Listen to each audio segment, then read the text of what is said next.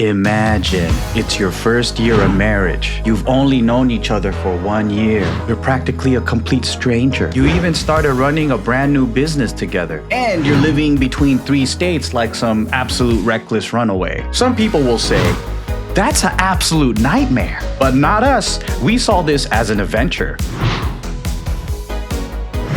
Now, every marriage counselor in the world would tell us that we did the stupidest thing on earth. Marriage is already hard. Let me just make it harder. Before you judge me, let me tell you how difficult it was. First off, this is an international long distance relationship. It ain't like she's like from the next city over. She was fully from the UK.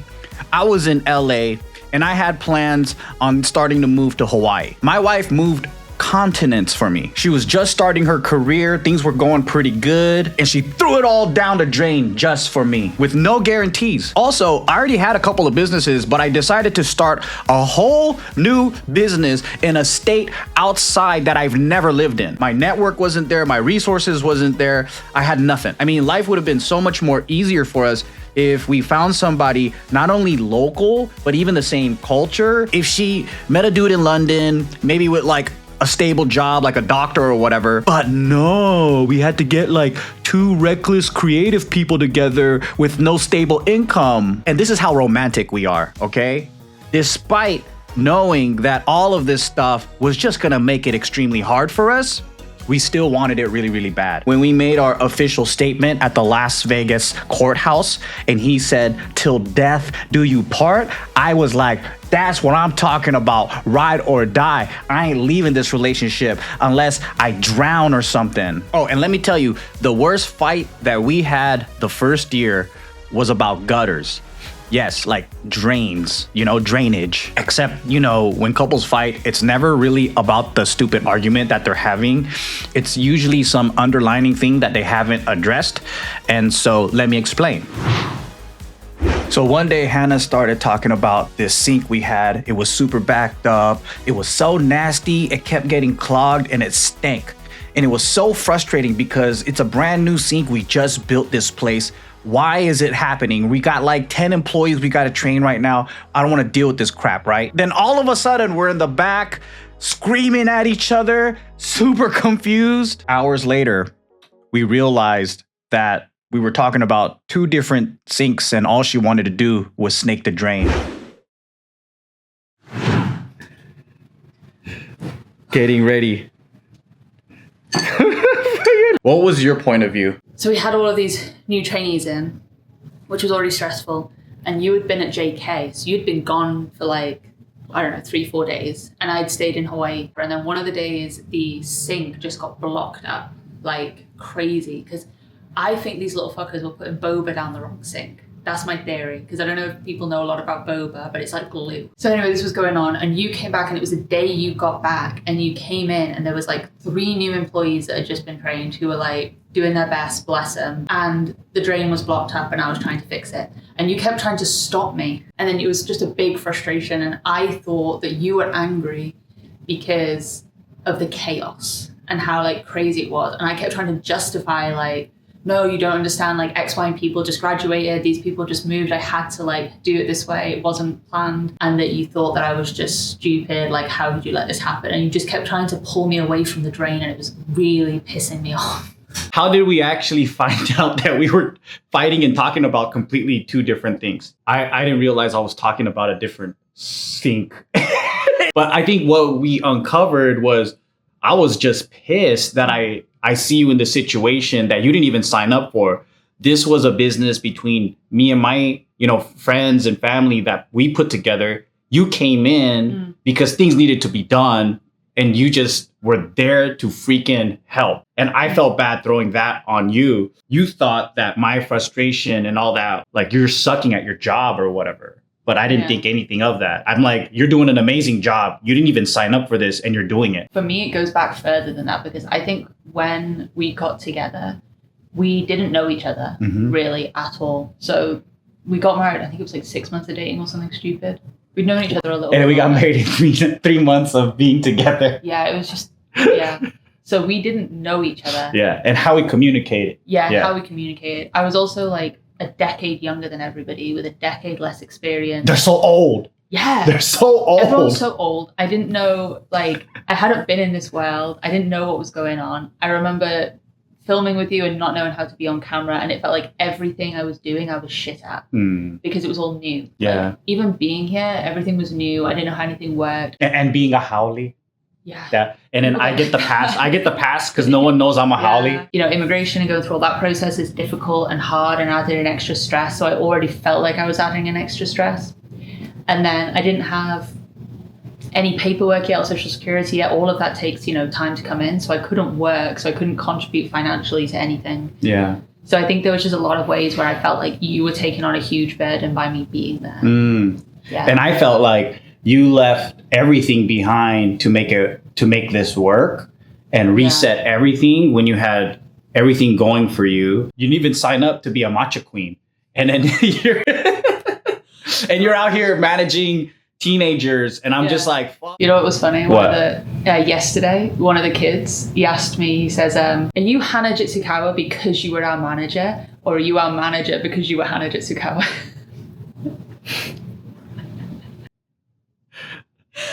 Like, did I marry you because you're a manager?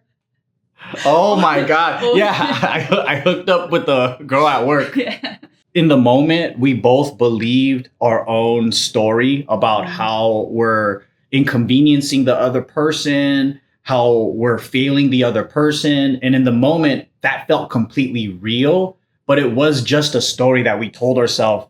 And once we like understood that, I think that felt much more clear. But one thing that was really annoying is a lot of people were like, just communicate more. That's what's going to help. And I'm like, no, we talk all the time. Communicating made it worse. Yeah, because you're just hearing someone else's voice. You need to kind of go away and work out what's actually causing you to feel that way outside of the other person. Yeah. Because sometimes if we're just talking about, there's so much of your voice in my head. Yeah, we needed this separate time, I think, to think about it and pause, and then what was actually triggering that rather than just going back and forth. We were yelling at each other in Ross that one time. And I was chasing you around Ross, and people were worried. I was fine. I could beat him up. So what really helped more than talking was just watching each other. When you try to understand someone, it's not just listening to them describe things. So when I brought up like a sales issue and she started focusing on company drama, I was like, what the heck is happening right now? Are we having the same conversation? But instead of like debating her or like just sitting there listening and I'm like, I can't catch what's happening. I don't understand. I decided to just watch her do her thing. The first thing she did was clean up the team. She hired new people and she focused on a really strong morale. I was tackling sales in a completely different way. I was focused on product, new items, and I created a sales script that they can read if they can't come up with something on their own. But her whole thing was hiring the right personality from the get-go. I think we needed the first set of employees to understand like the type of traits we needed. And I'm glad I kind of sat back and watched her do her thing, because what ended up happening is now the new team, they compete on who gets more tips. So we went from a team that was afraid of making a sale and even talk to customers to now an outgoing, really fun, high energy group of people. The environment has definitely changed since Hannah brought her touch to it. And before she implemented any of this stuff, I just didn't understand what she was saying. It could be the way she described it. It could just be the way I suck at understanding things. But by watching each other, we sat back and we were able to see the strengths of each other. I also realized that we're not very good explainers. Hannah would describe things with all context included, and I wouldn't know what part of that description is what I should focus on because everything seems so important. For me, I go straight to solution.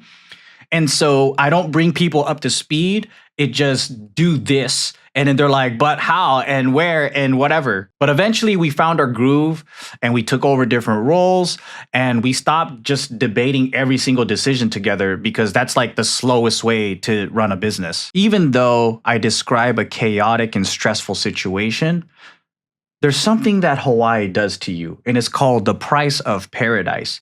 It makes things so worth it, right? Like, you're just working 12 hours and you're feeling like, oh man, I've been on my feet all day. But guess what? You could jump into a nice warm ocean for like 15 minutes and it just washes it all away. This was the perfect training ground for us because if I was going to be stressed out, if I was going to be going through some crazy roller coaster emotions, this was the place that helped me heal. And I feel so lucky and so fortunate. People go through this all the time, but they're like in the middle of nowhere. They're opening up businesses, grinding it out, where they don't have an ocean to swim it all away in. But here's the thing, when you can survive a struggle with someone, that's where the real bonding takes place. The more I saw how we solved problems together, the more I loved her even more. So like with all businesses, right? The first couple of years, you're just gonna lose money. It's not easy. And when we first opened, yeah, we were losing hella money. But in less than 2 years, we turned it around and became the highest revenue generator for all of Junbi. And at this point, we had like 15 stores. So winning something together, not turning on each other, supporting each other, watching how both of us act during a time of stress, pain, difficulty, it brought us closer than anything could have in such a short period of time. In every relationship before Hannah, I was waiting for this person to change. They were almost there, but not just quite ready yet. I used to think working things out with a partner just meant being patient until you felt ready for them. But now I think I was really just trying to force compatibility. There was always something too where I felt like I was being like Goldilocks, where it was almost there, but not just right. She'd be perfect if she didn't complain so much. Oh, it drains the crap out of me. Man, she's always tired and she never wants to go out. And I feel like I'm just stuck at home all the time. But I don't think those are real problems. Like they're just symptoms of being with the wrong person. Everybody has times when they complain and they're frustrated or they're just tired and they don't want to go out. I think I was making an excuse because I just didn't like the relationship with that person. But the difference with Hannah is there was this stillness that made me feel chill regardless. Like, oh, she was tired today? Okay, sleep in. I'm gonna go out, whatever. There was a really nice peace that just came from being around her. I mean, she's not much of a big complainer, but there are times when she needs to get it out. But I'm not sitting there like with my exes like, oh my God, just shut up. Because I think with the wrong one, there was always a buzz of this uncertainty just in the background telling me something's off, something's not quite there. And when you get into a routine of fighting, there's distance, everything becomes chaotic super easily. But I knew that Hannah was the one because that buzz that I felt with my other exes, it wasn't there. I had no doubt in my mind. I had no tension when I was around her. She actually did the opposite. She brought peace to a very chaotic life. When you're dating, you have this feeling of, oh, I'm just still testing it. And especially now, because everybody wants their partner to be perfect before they get with them. But once you're married, there's vows, there's like a commitment, you say it out loud, there's witnesses, and you feel like, yeah, it's not an option to just walk away because it's not working. Like, you got to make it work. Yeah, I actually don't. You know, when people say it's like just a piece of paper, I actually think that's bullshit.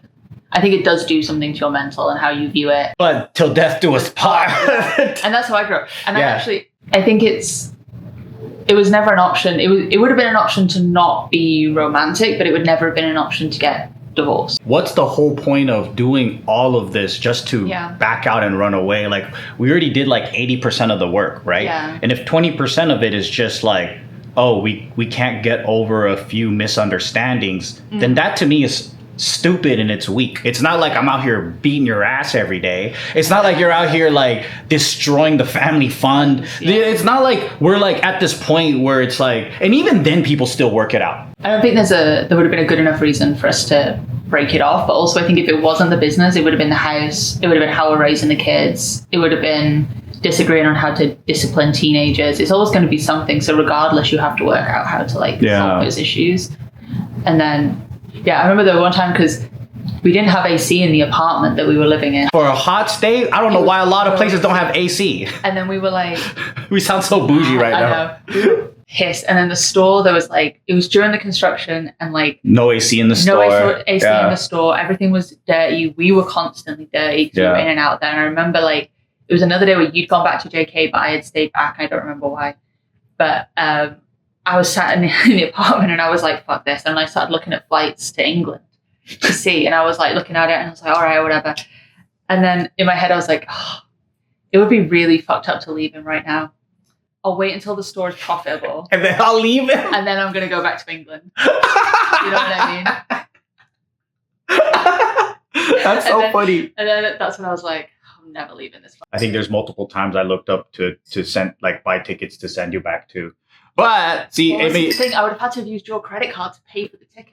I know, but I would have been okay with it because it was so rocky. But I think that's the thing, right? Is like, it's not like everything's perfect all the time. People go through extremes. I think it's actually normal to question, like, should I stay in this relationship? Most people in our parents' generation, they didn't really date. They just went straight into it. And then they're experiencing that shit in the marriage. They never resolve it. And then when the kids grow up and then like get older, they finally like have a divorce. And that's super common, right? I wouldn't have divorced you. I would have just done a long distance marriage. You know what I mean? So you still would have stayed with me? Yeah, it just would have been, I'll come visit in a couple of months. When all this chaos is done? When the chaos is done. I see. And we can get a hotel with AC. Okay. But, you know. So one of the things that Hannah told me, which is like, duh, is she was like, I came into this expecting it to be difficult. When a lot of people get married, you expect things to be simple, happy. And so when things go wrong, you're like, wait, this isn't supposed to happen. So am I in a wrong relationship? Is this failing? I never had the expectation that it's like, oh, I'm going to get married and then I'm going to sit on my ass and like travel and do whatever. I always assumed that I would do some kind of work or there'd be something going on. And I also never had the expectation that every like chapter of life was going to be super easy. I think a lot of people are taught happily ever after. You get married and then that's ends. It. The film ends, everything's perfect. Yeah. You're supposed to be happy. And if you're not happy, then it's a red flag and you need to leave because you're not satisfied or whatever. You know, when we first met, we're traveling, we're going on vacations, road trips, we're staying in resorts, we're vlogging. And then like my whole, at the time, career was just digital and entertainment. And then so all of a sudden I pivot into like working with the farm and then working with like, you know, building a boba shop. I felt like I sold you a lie. Like, here's this life of a travel vlogger. I didn't think that you were a bougie leisure person, but like, if you're a creative and you come from the art world, why in the hell would you go into the food world? Why the hell, like, you know what I mean? Like, it's like throwing you in something that you never signed up for. And we say this a lot. I think we both had a lot of personality flaws that the responsibility of the store kind of cured a little bit for both of us. Yeah. So I think it was necessary, but yeah, it never was in my mind that that was going to be the ease of it all. At some point, you just have to say either you're going to be single for your life, or you're just going to choose the one who you seem most compatible with. And then when the issues arise, you just deal with them and get on with it. Yeah. But you're never going to find someone where there's zero issues, zero problems, ever. Yeah. You can find low issues. Yeah, that's true. Or you can find people that you find it easy to resolve issues with. But at some point, just fucking pick someone and get on with your life. Like, I had to be pretty out of my mind to believe we're going to frolic around the beach like dolphins and have no worries and no issues. And I think this is the number one trait that made me feel like I married the right person, is that under pressure and under high, crazy levels of stress, we're both able to operate. And when things got hard, it didn't seem broken to us. It's like, it's supposed to be like this. We're just barely getting to know each other. And growing up in a broken home, I didn't really see conflict resolution in the best way. Because Hannah has two loving parents that stuck together, she was able to see that it just, after you fight, things just pass. And this is where I think a lot of people are throwing away really good relationships, because when they go through a hard patch, they go, oh man, it's not working out. Someone told us that it's going to be like constantly happy, constantly easy. It's a load of crap. This is where you grow. This is where you become a new person. This is where you metamorphosize and it's morphin time. And if you come into a relationship wanting the other person to be packaged perfect already, you're going to be expecting the stupidest thing on earth. Real question in the comments for you guys, though. Do you know what I'm talking about? Do I sound crazy?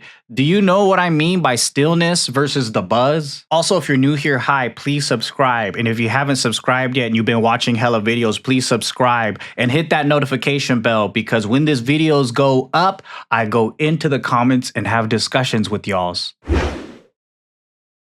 You know, all these freaking entrepreneur influencers, they always just want to show you a picture perfect life, super successful. Look at me in front of my Lamborghini. And I don't usually tell you about the pain because I don't like to vent. And I'm genuinely super grateful for the luck that I've had. But the reality is, I go through some major swings and I'm not always in the best financial place. Anybody who looks like they're always profitable, always winning, I'll tell you right now, they're a fraud. If they never failed in business, they've never been in business. So why am I telling you this? During the times when I'm making these happy vlogs, I just want to be a clown online. It's really fun. But I also realize that I'm doing a disservice because I'm not showing you the truth of what it's like to be an entrepreneur. I saw a comment the other day where they're like, hey, you guys could just retire now. Life is great. You don't have to work ever again. No, what stressed me out was being a millionaire and then overnight I had no freaking income for 2 years straight. There's been times where I'm barely making any bills. And then all of a sudden a wave of money comes in and I feel like, okay, great. I had to take out a loan just to finish my construction project. I was completely in the negative every month, dipping into my savings, my retirement. And guess what? All of my income streams were being attacked at the same time. I've been close to bankruptcy twice now, and I fought extremely hard to climb out of that. And I got nobody to blame but me. Like, I made these decisions, but it's what I signed up for. I'm not saying, oh, boo-hoo, cry for me, Argentina. And I just want to paint you a real picture behind what happened, because on social media, I'm not going to cry about this every day. But this is what made it hard for us. And I don't want you to misunderstand. I'm out here joking, having a good time, being a clown for you. But there's tears behind the eyes of this clown, Nesse. Laugh now, cry later. That's what I learned in East Los Angeles. Anyone can love you when life is good. Imagine you're traveling the world together, you're on a high, everything is top-notch 5-star, it's wonderful. Love is so easy to give when you're well-fed, you're well-fucked, and you're having a great time. But how about when you're in debt, you're feeling low, you're stressed and sleep-deprived? How does your partner act when things fall apart? Do they stick around? Do they fight with you? Or do they bail on you? Do you band together, work it through? Or do you turn on each other and blame each other? These bonds aren't built when life is easy. You get tested when you least expect it. Your back is up against the wall. You have no other choices. You're just sitting there like, I don't know what to do. But this is the moment of make it or break it. What was happening was we were practicing on becoming a family. The way I saw Hannah interacting with the employees, I just knew she was going to be an amazing mother. And I'm sure when she saw me fixing the pipes, she said, you're going to be a great plumber. And what I realized is that my life has been unstable since I was 14 years old, moving all over the city with just me and my mom. It was always chaotic. And somehow I found comfort recently in the same lifestyle. I had no home base. I had no stable income. And somehow it was the most stable I've ever felt in my life because my stability was her. We brought the house wherever we went. She was the peace, right? Us being together, that was the home. And I think that's why we could be like gypsies traveling everywhere. And as long as we're together, that's where the stability is. In the past, everything else was stable but my relationship. So when I came home, that's where the craziness, that's where the chaos, that's where the uncertainty was. And I didn't like that one bit. I don't want this to be like, oh, it was so hard. But there were so many good times, though. And I think it took me a while to register that we had low points because they were quickly shifted from like a trip that we were going to, or like a friend celebration or a party, or like we just had so many fun times. Yeah, there was a lot going on that year. It was very intense, up and down, up and down. There was no flat. I didn't know what was like your normal life, what was out of the ordinary. I didn't know. I didn't know anything. So for me, I was like, just if everyone else looks calm, I'm guessing this is just normal and this is how it's supposed to go. Yeah, I mean, yeah, you also had the culture shock that you had to deal with. It's not just America, but Hawaii, because Hawaii is its own thing too. And I think so. There's just all sorts of things that were difficult that we had to kind of figure out how to like adjust to.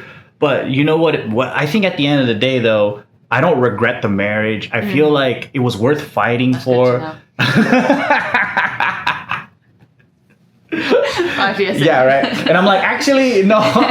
Looking back, I don't want to do it. I'm just glad we got it out of the way early. Yeah. And now when it comes to other stuff, we can. Because I remember like people say what the most stressful things in life is moving and buying a house. And we did moving, buying a house, getting married, and opening up a new business all in the same year together. But we didn't argue about buying the house. No. Ever. No. We didn't argue about moving. No, ever. we when we were looking for houses, we both have the same taste and we said yes to everything. That was our problem. Yeah. We need one person to be like, you know. we saw a house that was next door to Sigmund Freud. Yeah, the tiger guys, yeah. And it was like, it needed a lot of work. It was a bad idea. Yeah. Fuck it. That looks like so much fun. Let's do it. And then your real estate friend had to be like, guys, don't be that dumb. What we consistently argued about in that first year especially was misunderstandings about each other's expectations. The fact that we got that out the way early is going to help us a lot, especially when it comes to like having kids. And I don't know. I mean, we never argue about money or anything else either. It really is just perception and it's easy. So I'm glad we did it early, got it out of the way. And we used to too, like when we were really going through it. Remember, I used to always be like, please, if we're supposed to get a lesson here, just fucking make it quick. Make it fast. And get it over with. What am I supposed to learn? What am I supposed to learn? What's the point of this? And then just make it as quick as possible, even if it's rough. Yeah. I'd rather have a really quick, rough lesson than this to drag out. And I think we got that. Oh, yeah. Guess what? Marriage isn't even the longest partnership that I've had. Against recommendations from the world, I've done a lot of business with friends and family. And I've been in business with my best friend for 19 years. The same dude since the backyard videos, how we never ended up killing each other. I'm going to be telling you everything in a few weeks. But next week, I'm going to tell you about how me and my boys lost $5 million. And the dude that's responsible for it is sitting in federal prison right now. So if you haven't subscribed yet, what are you waiting for? Hit that button and also that notification bell. I really want to see you stick around because, baby, you're going to be on for a crazy ride. Till next time, peace.